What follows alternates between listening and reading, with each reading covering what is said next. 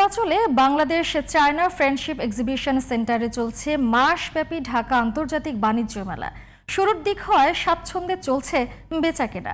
ক্রেতাদের আকৃষ্ট করতে নানা অফার দিচ্ছেন বিক্রেতারা।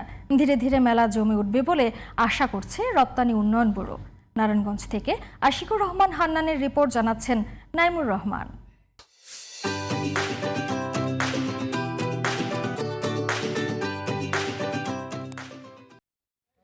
ছোট বড় ৩২৪টি স্টল, প্যাভিলিয়ন ও মিনি প্যাভিলিয়নে দেশি বিদেশি প্রতিষ্ঠানের পণ্যের পসরা নিয়ে পূর্বাঞ্চলে বাংলাদেশ চায়না ফ্রেন্ডশিপ এক্সিবিশন সেন্টারে চলছে ঢাকা আন্তর্জাতিক বাণিজ্য মেলা।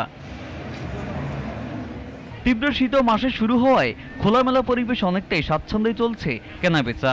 এখানে অনেক সুন্দর সুন্দর জিনিস এখন ঘুরে দেখছি, পরে এসে কিনবো। বাণিজ্য মেলা আসছে, সবকিছু ঘুরে ঘুরে দেখতেছি, আছে মোটামুটি ভালোই আছে, শীতের কারণে লোকজন কম। ধীরে ধীরে মেলা চিরচেনা রূপ ফিরে পাবে বলে প্রত্যাশা বিক্রেতাদের। একটু বৈরী হাওয়া ঠান্ডা থাকাতে কাস্টমাররা তেমন করেই করতে পারছে না, কিন্তু আমি মনে করি যে অবশ্যই একটা ভালো মেলা এটা সম্পন্ন হবে। বৈরী আবহাওয়ার জন্য বাণিজ্য মেলায় প্রভাব পড়ছে, আবহাওয়াটা খুব খারাপ, তো হয়তো আশা করি শুক্র শনিবার থেকে ভালো হবে।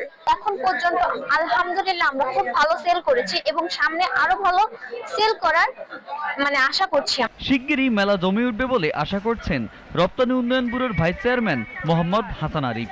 ধীরে ধীরে মেলা জমে উঠছে, দর্শক সমাগম প্রথম 2 দিন অনেক বেড়েছে এবং আমরা আশা করছি যে ধীরে ধীরে মেলা আরও প্রাণবন্ত হয়ে উঠবে, লোক সমাগম আরও বাড়বে এবং জমজমাট একটা মেলার প্রত্যাশা আমরা তাকিয়ে আছি।